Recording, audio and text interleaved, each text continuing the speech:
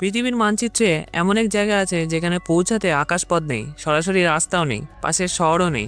আছে শুধু হাজার হাজার কিলোমিটার নীল সমুদ্রের নীরবতা। ঝড়ের রাতে যেখানে পুরো দুনিয়া অদৃশ্য হয়ে যায় আর মানুষ গুনে গুনে মাত্র কয়েকশো। এখানে জন্ম নিলে পৃথিবী দেখা মানে সমুদ্র পেরানোর লড়াই। এখানে সবাই সবাইকে চেনে, কিন্তু বাইরের পৃথিবী তাদের প্রায় ভুলে গেছে। এটা কোনো সিনেমার সেট না, কোনো গোপন সামরিক ঘাঁটিও না।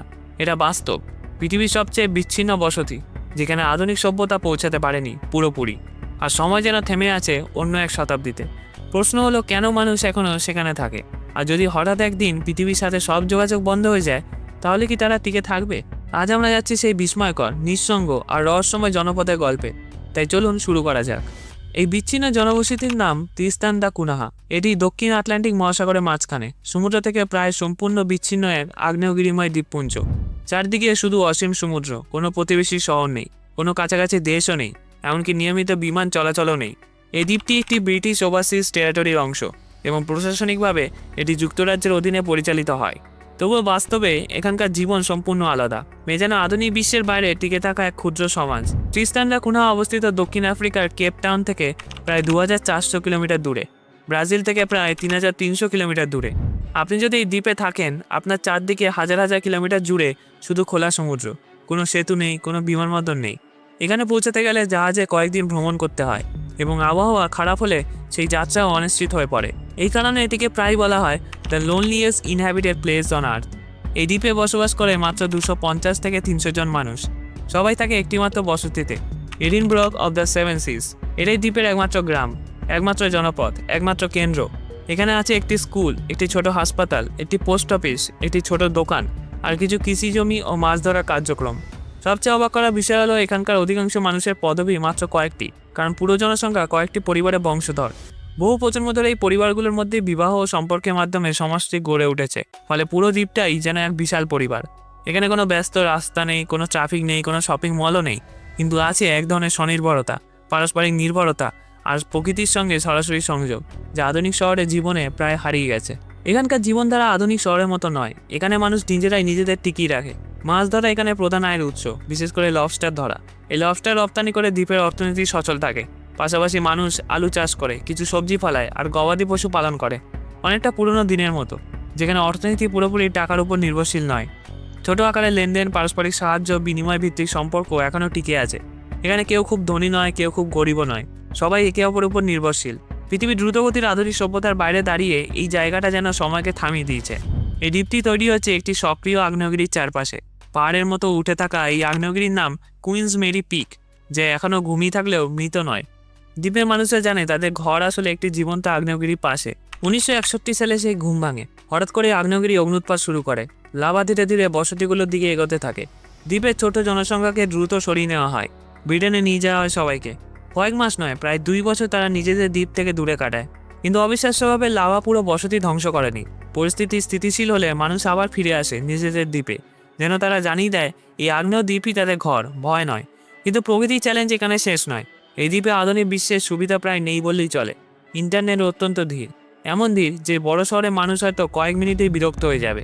কোনো মোবাইল নেটওয়ার্ক নেই যেমনটা আমরা অভ্যস্ত। বাইরের পৃথিবীর সঙ্গে যোগাযোগ সীমিত। বছরে মাত্র কয়েকটি জাহাজ আসে, পর্যটক খুবই কম। এখানে জীবন মানে বিচ্ছিন্নতা, ডিজিটাল নীরবতা। এই দীর্ঘ বিচ্ছিন্নতার আরেকটি অদ্ভুত প্রভাব রয়েছে। দ্বীপে বসবাসকারী পরিবারের সংখ্যা খুবই সীমিত, ফলে পদবি বা ফ্যামিলি নেমও খুব কম। কয়েকটি নির্দিষ্ট পরিবার প্রজন্মের পর প্রজন্ম ধরে এখানেই রয়েছে। এই জেনেটিক আইসোলেশন বা জিনগত বিচ্ছিন্নতা চিকিৎসা বিজ্ঞানীদের দৃষ্টি আকর্ষণ করছে। ডাক্তার ও গবেষকরা এখানে গবেষণা করছে কিভাবে সীমিত জিনপুল একটি ছোট সমাজে প্রভাব ফেলে। পৃথিবীর অন্য কোথাও এত ছোট, এত দীর্ঘক্ষণ বিচ্ছিন্ন জনসংখ্যা খুব কমই পাওয়া যায়। তার উপর প্রকৃতির রুক্ষ রূপ। বছরের বেশিরভাগ সময় সমুদ্র উত্তাল থাকে। ঢেউ এতটাই শক্তিশালী যে বড় জাহাজও সহজে ভিড়তে পারে না। প্রবল ঝড় প্রায় আঘাত আনে, আবহাওয়া মুহূর্তে বদলে যায়। আর সবচেয়ে ভয়ঙ্কর বিষয়, যদি বড় কোনো দুর্ঘটনা ঘটে, তৎক্ষণাৎ উদ্ধার পাওয়ার সুযোগ নেই। কোনো কাছাকাছি শহরও নেই, কোনো এয়ারপোর্ট নেই যেখানে সঙ্গে সঙ্গে বিমান নামবে। সাহায্য আসতে সময় লাগে, কখনো অনেক সময়। এই দ্বীপে বেঁচে থাকা মানে শুধু প্রকৃতির সঙ্গে লড়াই নয়, বরং এক ধরনের মানসিক দৃঢ়তা। এখানে মানুষ জানে তারা পৃথিবীর কেন্দ্রে নয়, তারা পৃথিবীর প্রান্তে। এখানে গেলে পর্যটক হিসেবে নয়, আপনাকে অতিথি হিসেবে গ্রহণ করা হয়। বাইরের মানুষ এলে তারা তাকে স্থানীয় পরিবারের ঘরে একই টেবিলে বসে খায়, একই রান্নাঘরে খাবার ভাগ করে নেয়, একই গল্প শোনে। এখানে কোনো বাণিজ্যিক পর্যটন শিল্প নেই, কোনো ট্যুরিস্ট প্যাকেজও নেই। সময় যেন এখানে ধীরে চলে। মনে হয় যেন আধুনিক পৃথিবীকে পেছনে ফেলে কয়েক দশক, হয়তো কয়েক শতক পিছিয়ে গিয়েছে। এই বিচ্ছিন্নতার মধ্যেই রয়েছে এক অনন্য প্রকৃতি। এখানে এমন কিছু বিরল সামুদ্রিক পাখি পাওয়া যায় যা পৃথিবীর আর কোথাও নেই। আশপাশের এই ছোট দ্বীপগুলো অনেক সময় প্রকৃতি সংরক্ষণ এলাকা হিসাবে রক্ষিত। মানুষের প্রবেশ সীমিত, যাতে বন্যপ্রাণী তাদের নিজস্ব ছন্দে বাঁচতে পারে। সমুদ্রে মাছ ধরা কঠোরভাবে নিয়ন্ত্রিত, নির্দিষ্ট নিয়ম আছে, নির্দিষ্ট সীমাও আছে। কারণ এখানকার মানুষ জানে প্রকৃতি একবার ভেঙে গেলে তার ফিরিয়ে আনা যায় না। তাই সমুদ্র শুধু জীবিকা নয়, দায়িত্ব। এখানে আধুনিক শহরের মতো সারাক্ষণ বিদ্যুৎ জ্বলে না। বিদ্যুৎ আসে জেনারেটর থেকে, সীমিত সময়ের জন্য। সরবরাহ আসে জাহাজে করে। খাবার, জ্বালানি, প্রয়োজনীয় সামগ্রী সবই নির্ভর করে সেই জাহাজের উপর। যদি খারাপ আবহাওয়ার কারণে জাহাজ দেরি করে, তাহলে অল্প অল্প করে জিনিসপত্র ব্যবহার করতে হয়। বিনোদনও একেবারে আলাদা। এখানে বড় screen, shopping mall, night club কিছুই নেই। সন্ধ্যা হলে মানুষ একত্রিত হয়, কমিউনিটি গ্যাদারিং হয়, গল্প হয়, পুরনো কাহিনী বলা হয়। মাছ ধরা, চাষাবাদ, পরিবার আর ঐতিহ্য, এই নিয়ে জীবন। বাইরে মিডিয়ার প্রভাব খুব কম। সোশ্যাল মিডিয়ার হইচই নেই, ট্রেন্ডিং নিউজের চাপ নেই। জীবন এখানে অনেক সরল, কিন্তু সেই সরলতার মধ্যেই গভীরতা আছে। আর যখন রাত নামে, তখন সেই জায়গাটি যেন অন্য এক জগতে পরিণত হয়। প্রায় শূন্য আলোক দূষণ, আকাশ এত পরিষ্কার যে মিল্কি ওয়ে স্পষ্ট দেখা যায়। অসংখ্য তারা মাথার উপর ঝুলে থাকে। মনে হয় যেন তুমি পৃথিবীর প্রান্তে দাঁড়িয়ে আছো। চারপাশে শুধু সমুদ্র আর আকাশ। এমন আকাশ শহরে দেখা যায় না। এমন নীরবতা সভ্যতার মাঝখানে পাওয়া যায় না। পৃথিবীর বেশিরভাগ দ্বীপেই অত্যন্ত এমন কোনো উপসাগর বা গভীর জল অংশ আছে যেখানে জাহাজ সহজে নোঙর ফেলতে পারে।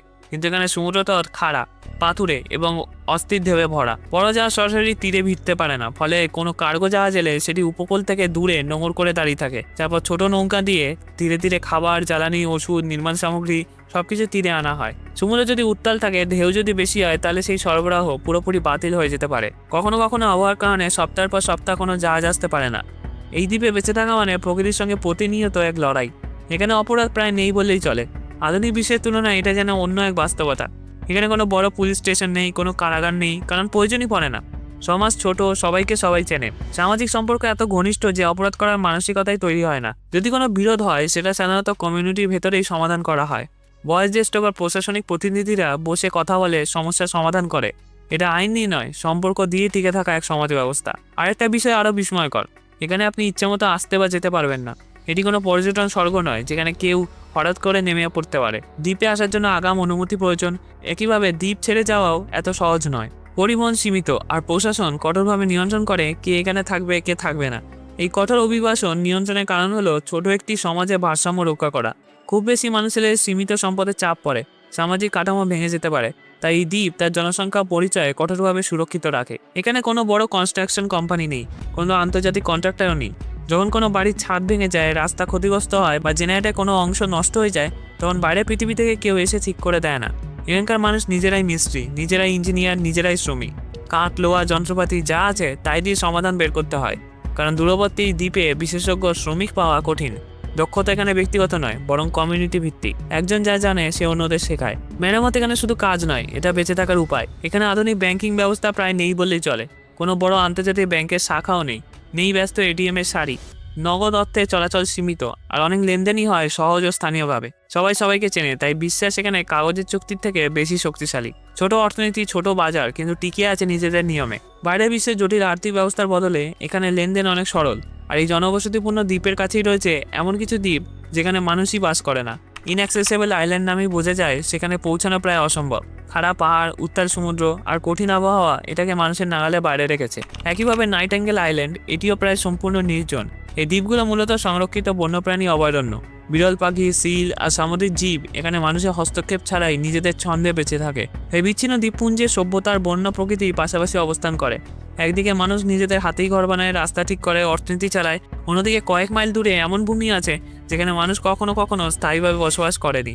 এ যেন পৃথিবীর শেষ প্রান্তে দাঁড়িয়ে থাকা এক সমাজ, যেখানে আধুনিকতার সীমা স্পষ্ট আর আত্মনির্ভরতার অর্থ বাস্তব। এই ভিডিওটা যদি ভালো লাগে তাহলে এই ভিডিওটা দেখুন। চ্যানেলটা অবশ্যই সাবস্ক্রাইব করবেন। আশা করি ভালো লাগবে। ধন্যবাদ।